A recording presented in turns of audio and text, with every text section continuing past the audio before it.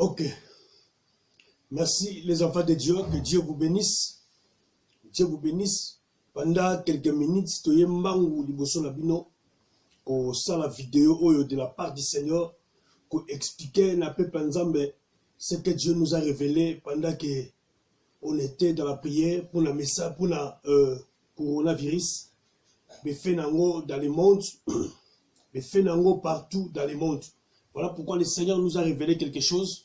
Et nous sommes venus plus vite possible par rapport à la révélation en Nzambe pour expliquer au peuple de Dieu pendant 5 minutes pour que le peuple Nzambe azala tellement béni peut comprendre ce qu'il toujours kende. Le premier des choses, la lingina ibisa peuple et Nzambe partout dans le monde que nous ne sommes pas encore arrivés au temps de la fin. Nous ne sommes pas encore arrivés au temps de la fin. Donc, toza nanu na période Oyo Paul a lobby na 1 Corinthiens, et sa période que Dieu est en train de ramener ses fidèles, ses enfants dans le droit chemin. Donc, ce qui totalise bien la Bible, chaque chose que Dieu est en train, chaque fois que Nzambe azako châtir son peuple, c'est pour une raison. Raison en ezalaka pour ramener son peuple dans le droit chemin. Voilà pourquoi nous avons eu le temps de prier pour la Mokalabiso Congo. Nous avons eu le temps de prier. Même maintenant là que nous sommes en jeûne et prière.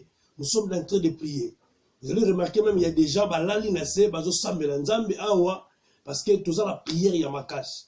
Et na kata prière nzamba yebisi biso Timothée yebisa bana nzambe babanga te na makambo ekomi.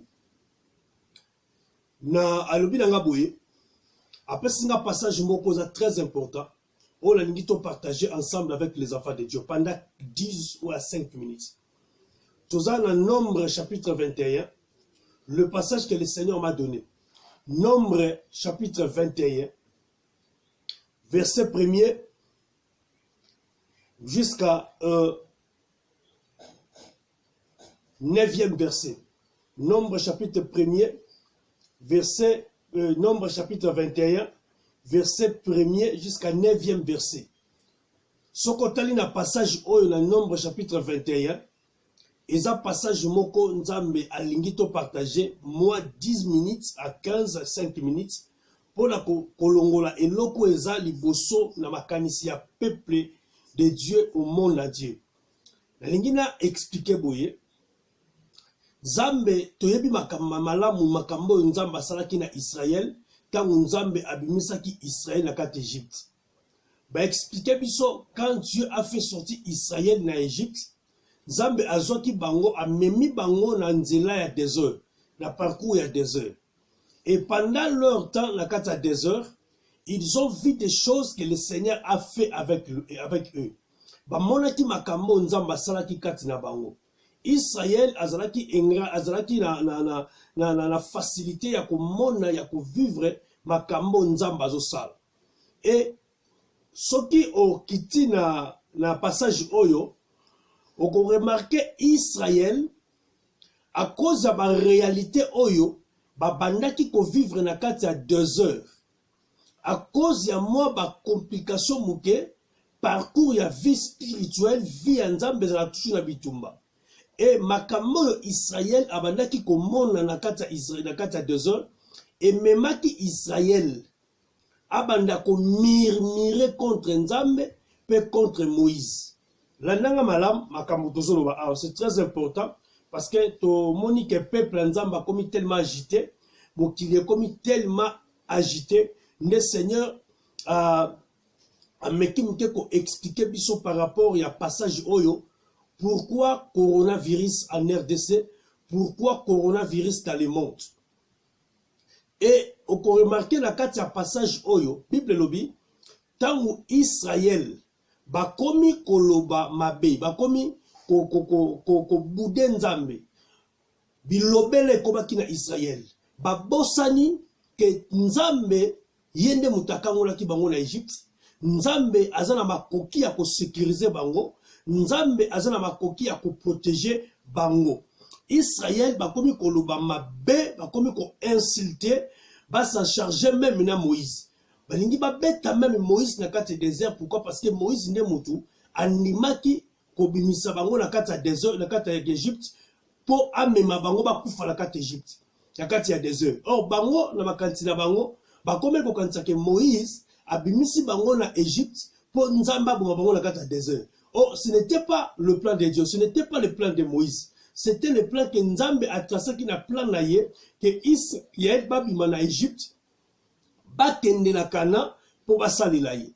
Et Dieu a accompli plusieurs miracles dans ma boko ya Israël. Dieu a accompli plusieurs miracles dans la vie d'Israël. Balia ba man, ba mona ba maye dimana ba mabanga, ba mona ba signe Nzambe. Mais devant les circonstances dans le désert, Israël a oublié le bienfait de l'Éternel dans leur vie. Israël a commencé à dire de mauvaises choses. Israël a commencé à critiquer l'Éternel. Israël a commencé à injurier même Moïse. Et ce côté dans verset 6, dans Nombre chapitre 21, vous allez remarquer, à cause de cela, que le Seigneur a envoyé le serpent dans les déserts pour Abanbabandako mort d'Israël, Israël Bakoufa. Vous voyez, parce qu'ils ont oublié ce que Dieu a fait dans leur vie. Et le problème qui est là, c'était quoi? Nakata message autre qu'on comprendre une chose, coronavirus, ce n'est pas les choses qui viennent du démon. Coronavirus, c'est un châtiment, jugement et Nzambe par rapport à toutes les nations qui ne croient pas à son nom. Gloire au Seigneur. On remarque les lots, et zana batu ebele, bana Nzambe ebele, à cause ya ba réalité o ezoleka na ba vie na bango, à cause ya ba makambu ebele, ils ont oublié l'Éternel. Ils ont oublié le Dieu oyo akangola ki bango na kati ya masumu. Bana Nzambe babosani Nzambe oyo a limbisaki masumu na biso. Bana Nzambe babosani le bienfait de l'Éternel. Il commençait à faire de faire n'importe quoi dans le monde. Batu babosani Nzambe. Batu babosani que Dieu il est un Dieu saint. Batu babosani que Dieu il est véritablement Dieu. Maintenant par rapport à tout ça, qu'est-ce que Dieu a fait? Dieu a envoyé cet esprit de coronavirus. Comme Dieu a envoyé le serpent dans le désert pour mordir Israël, que Israël a zonge la Nzambe, a zonga na makolo ya Nzambe. C'était le but. Oyo Nzambe a libéré ki ba serpent na kati ya 2 heures. Pe Israël a koufaki. Batu ebele ba koufaki na kati ya Israël. Bato bazalaki motema makasi, bazalaki matoi mangongi. Ba koufaki na kati ya 2 heures na ba vene ya ba serpent wana. C'est de même manière aussi dans le monde entier. Si Dieu a permis cette virus, coronavirus, parce que vous allez remarquer, dans ces derniers temps, le monde devient fou. Mon qu'il est comme liboma. Quelque part, au moment, si Dieu a détruit Sodome et Gomorrhe, c'était par rapport à Mamakambu Oyo et Salamaki na Sodome Otoyebi. Ba pédophilie, Kinumba, Makambu Bele. Et Dieu n'était pas content par rapport à ça. La Bible dit Dieu a détruit Sodome et Gomorrhe. Et on remarquait même dans le temps de Noé, tant ma belle gars qui est tellement trop, Dieu a décidé de détruire la ville. Dieu a décidé de détruire le monde. Maintenant, on remarque une chose. Quand Dieu a détruit le monde, la taille en Noé, la Bible dit Nzamba yoka qui passe dans mon thème. Nzamba yoka qui boye. Je jure par moi-même, je ne détruirai jamais encore le monde. Na kati ya ba fléau ya ba mbula. Na kati ya ba moto. Voilà pourquoi le Seigneur, à cause de sa décision, Dieu a placé ce qu'on appelle arc-en-ciel. Arc-en-ciel nalikolo. Alors si Noé a dit chaque fois arc-en-ciel les obima, ata moule ngekobeta egobeta les susciter. C'est ça ma décision. Dieu, il ne peut pas changer malobo ya lobaki. Voilà pourquoi les choses oyo et salamaki natan wakala Et pour ça qu'Inzambe a mode, a boma, ba vilwana. Ce sont des choses qui se produisent, qui se passent maintenant au monde. Maintenant, influence ya makambouana, et même bana Nzambe ebele, balongo la confiance na Nzambe, ba perdre bon Nzambe. Voilà pourquoi on dit que, et ça la bana Nzambe ebele, moussou ba lero sambe la malamu, ba pengwa. À cause de la réalité, on va mona katsamoki. Maintenant quoi? Paul a lobby un correcteur boy. Alors vous courez bien, qui vous a influencé de ne pas continuer à servir. Donc c'est-à-dire, et makambu oyo, ezo monana, o tozo mona, tozo vivre, yango et memi ba ke belé, ba posana le créateur. Voilà pourquoi Nzambe par sa souveraineté, Nzambe par sa grâce, comme il a la posa pour sauver quelqu'un, la posa pour sauver ba oyo yaye. Dieu a envoyé virus corona non pour tuer, mais Dieu a frappé cette corona pour ramener le peuple de Dieu nakati ya droit chemin bazongela Nzambe. Voilà pourquoi on remarque depuis eloko oyo ebimi na monte okomona ezu partout dans le monde. Mais on remarque dans le passage oyo na un nombre chapitre 21 tant Nzamba bimisi banyoka babandi ko soit bana Israël bandi ko kufa Moïse azalaki pe wana mais soko tali malamu Moïse azalaki jamais mordu na serpent wana. Pourquoi? Parce que vie à Moïse eza vie cachée. Coronavirus eza eloko uti na Satan la te eza châtiment jugement ya Nzambe pour peuple azonga na kati ya chemin. Voilà pourquoi on remarque tango banyoka tanga bien passage ya Nombre chapitre 21. On komona tango banyoka babimi bazo soit bana Israël mais na nyoka moko te aswaki Moïse. Maintenant pose-moi la question, pourquoi Moïse azalaki mordi na serpent?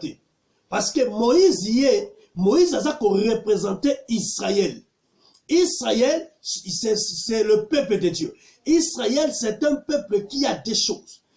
C'est un peuple qui a l'alliance de Dieu. C'est un peuple qui nous a fait sortir les chemins, qui nous a montré les chemins d'Israël. Voilà pourquoi on remarque coronavirus oyo. Et bimi est un monde entier, mais le coronavirus n'a jamais touché Israël. Parce que Israël, c'est le peuple de Dieu qui garde l'alliance de Dieu. Il ne peut pas être touché par le corona. Parce que c'est un peuple qui garde l'alliance du Seigneur. Pourquoi est touché ma pays en Europe, est touché même les États-Unis, est touché même l'Afrique?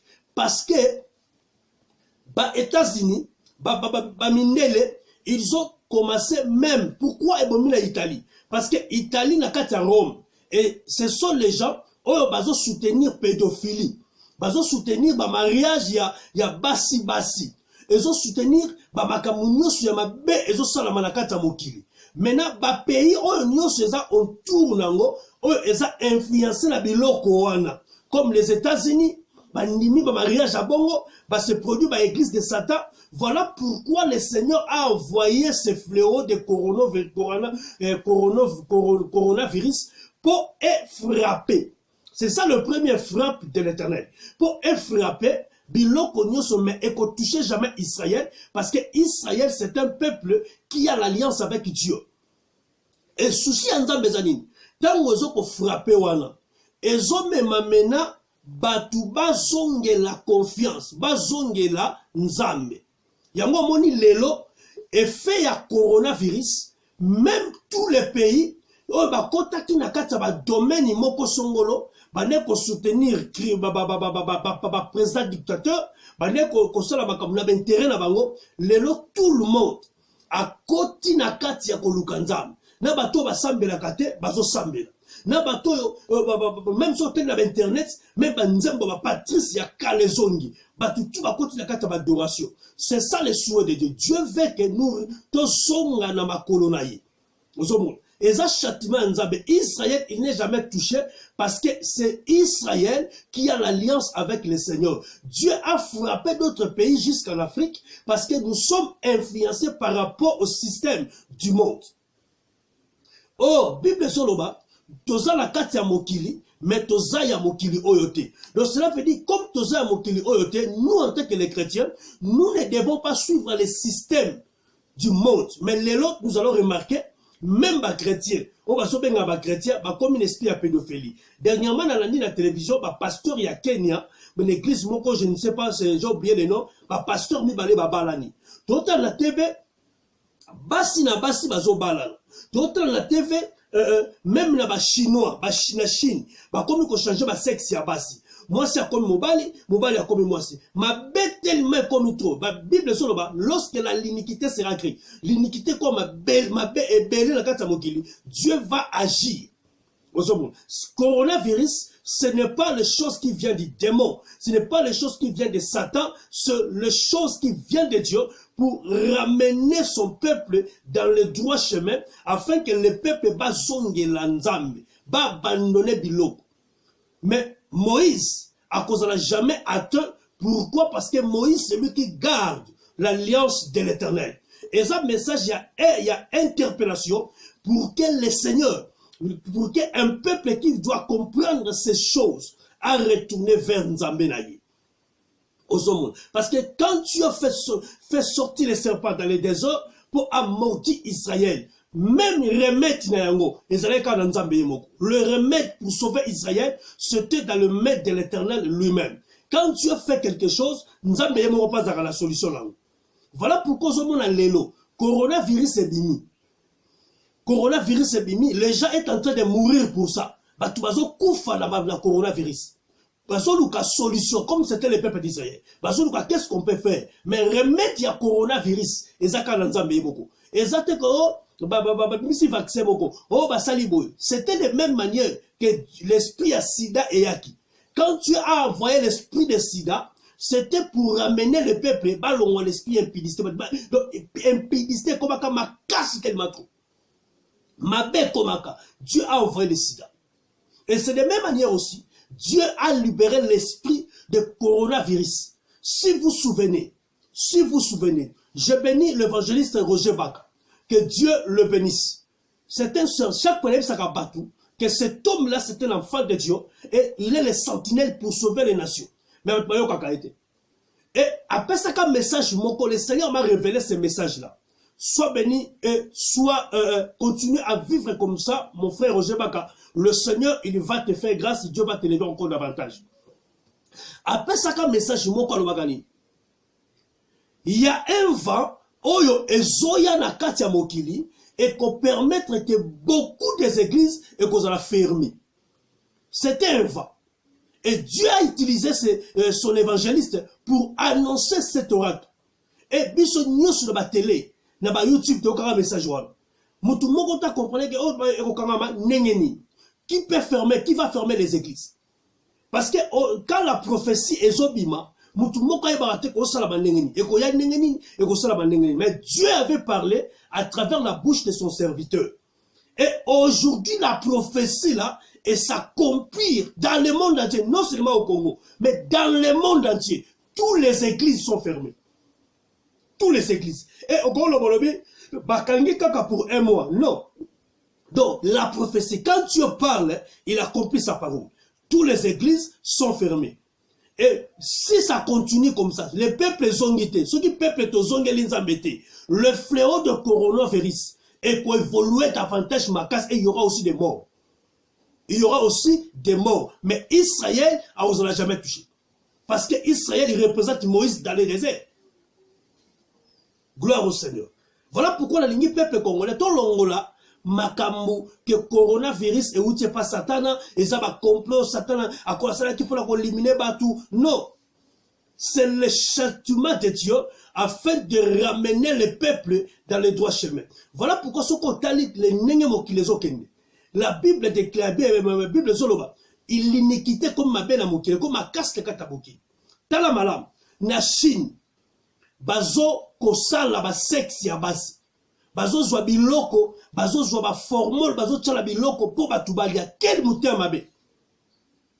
Bazo zwa ba nzoto ya batu ba bomi moto, ba saliye ba corps de bif, ba tekeli batu balia quel mutia mabe. Est-ce que vous croyez que Dieu est là, Azan Nzambe avant dika kimia? Bato bazo boma na Chine, bazo sala ba corps de bif.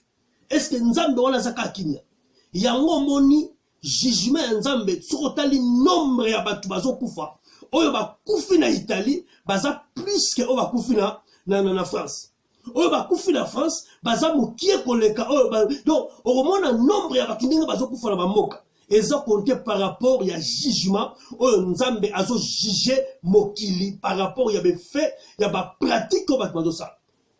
Pourquoi le président Trump n'États-Unis bato bazokufa mingi te? Parce que le président Trump a compris que c'était la volonté de Dieu, le châtiment de Dieu. Voilà pourquoi il a décrété des journées de prière, de supplication pour la mboka na États-Unis. C'est ça. Parce que lui, il a la prophétie. Il est un président qui pour accomplir la prophétie. Voilà pourquoi il a décrété la prière. Alors, il pourquoi? Parce qu'on remarqué na Italie. Pourquoi bazo kufa mingi? Chaque fois fini ces oboma. Parce que Italie na Vatican, il y a des causes. Il y a makambo nyonso ya mabezo salam. Bangonde bazo signer makambo. Tala lelo. Colère ya nzambe telemi pourquoi? Parce que pape a se décidé à changer la parole de Dieu. Or la Bible dit moutako changer le balanzambe azate, moutako ko bakise le balanzambe azate. Mais lui s'est porté garant, il y a côté le maquet, il faut changer la parole de Dieu, la parole est comme démodée. Est-ce que la parole du Seigneur peut être démodée? Voilà pourquoi Dieu a fâché, a ravagé tous ces gens-là par cette virus. Voilà pourquoi mes bateaux basés la conscience ya malamu, bazongela nzambe, basipie nzambe, Dieu va le pardonner et Dieu va restaurer la nation, Dieu va sauver le pays. Yango soko tali ko remarqué, Israël tant ba monique événement et comme makase comme isomo, ba luki solution bazuite, ba sali remède, ba sali recours. Recours et pas ya Moïse, ba yé pas ya Moïse, ba lobi Moïse. To sali mabe liboso nzambe. To sali mabe liboso na yo. Est-ce que tu ne peux pas supplier ton Dieu alongo la biso na kati ya fléau ya malade o ya nyoka oyo parce que to ku famille. Ba sali recours na Moïse. Pourquoi ba sali ki recours na Moïse? Elingo la kisa nini recours wa? Oyo ba bazo comprendre te. Elingi ko la kisa soki bazonga ki e pa Moïse te. Nyoka alingaki kotika koswa bango te. Pe balingaki ba continuer ka kokufa. Okozonga pa ya Moïse, elingi kolakisa que nzambe azana besoin ya peuple du monde entier. To abandonner biloko nyoso ya mabeo to la malakata mokili, to retourner vers le Dieu d'Israël. Alléluia. C'est ça ce que Dieu veut. C'est ça ce que Dieu veut. Nzambalingi to zongela, to retourner vers le Dieu d'Israël. To zongela nzambe na bosolo. To zongela nzambe na mobimba, l'authenticité. To zongela ye, le Dieu d'Israël, le Dieu de l'alliance. Il y a un soko na Esaïe chapitre 54 verset 1er jusqu'à 4. Nzamba solo bani. Écoutez-moi un peuple, vous qui cherchez la justice, vous qui cherchez l'Éternel, jetez les regards sur votre père Abraham. Et c'est qu'à la benga kibine. Esaïe chapitre 54. Abi soit mis sur total Abraham. Or Abraham c'est l'image d'Israël, c'est l'image de l'alliance. Pour la zone balobi, les salis viennent des Juifs. L'obiko eye et outi pas à Juif. Mais les autres, tiki nzambe ya Israël, to tiki le Dieu d'Israël, to bani kolanda ba nzambe ya mokili. To komi ko sala makambo oyo ezopesa nzambe na biso soni. To komi sala makambo oyo ezopesa nzambe na biso lokumu te. To kotisi pédophilie, to kotisi kindoki, to kotisi magie, un pasteur okotisi magie na kati église. Ba nzambe atindi basibana ba ko sambela. Bana ba yepo ba sambela nzambe. Mais yozo kotisa bango besprit mabe. Ozo utiliser bango na bakisi. Koko isa bango na bakisi. Koko sala ba miracle na bakisi. Mais oh peuple wana ba yepo ba kumbemela le Dieu d'Israël. Est-ce que ce moment que Dieu n'est pas nzambe otikali kinate? Ça c'est le premier fléau. Voilà pourquoi tant bazongi et pas à Moïse. Voyez si Moïse te reconnaître. Nzamba a besoin de zongi là. Voilà pourquoi je bénis le président Félix Antoine Tshisekedi Tshilombo. Je l'ai béni. Parce qu'il avait fait quoi? Azouaki a tenu qu'on se réconcilier na Zambé na Israël kokoti sa Congo et son dans la alliance Nzamba Israël. Mais le problème qui est là, il fallait pas qu'il ne bongo, il fallait à côté na kata chemin prophétique nenge na koko sala pour pays na ye et zonga na kata alliance ya Nzambé ya Israël. Gloire au Seigneur. Israël représente Moïse. Est-ce que Israël a atteint le coronavirus? Israël les a atteint. Parce que c'est un pays de l'Alliance. Gloire à Dieu. Gloire à Dieu. Ma belle comme tellement trop la mouki. Mais nous ne sommes pas encore au temps de la fin. Exactement, Dieu veut que le peuple n'a pas de carte chemin. Pasteur Ozana Kisi, tika la Kisi. Ne quoi ça pédophilie, tika la pédé. Ozana lesbienne, tika lesbienne. Ozana nini, ozana via mabe, tika via mabe, zonge nanzam. Zonga la parole au Paul Alobaki, vous courez bien, qui vous a influencé de ne pas servir le Seigneur. Cette influence ne vient pas de Dieu. Voilà pourquoi, tant que zonge pas Moïse, Moïse a sambelinzam. Remède nango, ezelega panzam. Remède, solution à coronavirus, ezé panzam. Pour l'expliquer biso, que remède à coronavirus, ezé la mona ba chinois te, ezé la mona ba nani te, ezé panzambe. Parce que ti lelo, nzambe depuis a frappé sida. Tozo kabaki sa sida, mais donc faka la sida. Parce que bakis ni soit sida ou an le bik sa sida te sida limo la muki. Ezé la ka. Donc c'est-à-dire, ezé remède moko mutako pesa ngoza kanzambe. Yako moni nzambe soka bikisi muta sida, a bikaka pour di bon. Mais bakisi, oye yosala ma awa, ba bakisi akalima. Ba opeso bakisi ozomela mukoloko tika komela bakisi wana, osali rechiti. Osali rechiti. Mais quand quelqu'un vient devant Dieu avec son cœur, soki nzamba bikisi na sida wana alongoli virus wana, okomona mutu atamela bakisi te, aza guéri santé normal. Parce que nzambe ne mutaza remède, ya maladie oyo yemo kwatie. Ozomo. Même à coronavirus, à ta balobi bazu ba vaccin, eza ba vaccin ya nini ya eza guérison totalité. Parce que muto ko longo la coronavirus na kata Congo na kata mukili, ezaka yemoko Yesu, yemoko nzamba. Yango monita mu Israël bazonge pas Moïse. Nzamba ebisi Moïse, sala siko serpent de rein, tia ngo likolo. Batu nyoso bako mort de bango la serpent. Oyo vene kokota bango na se. Ceux qui ba tomboli miso batali likolo bako kufa te na nyoka wana. Donc pourquoi? Parce que pourquoi Dieu a utilisé seulement Moïse pour Moïse azwa asa la serpent de rein pour peuple abika. Parce que pour la zoloba, le salut vient des Juifs. Et là autobo c'est la le salut vient des Juifs. Notre salut vient d'Israël. Jésus-Christ a sa fruit à tribu de Juda. Il vient d'Israël. Donc c'est-à-dire, makamu oyo comme la biso, et ça pourquoi? Parce que ton tiki alliance ton kontaki. Gloire au Seigneur.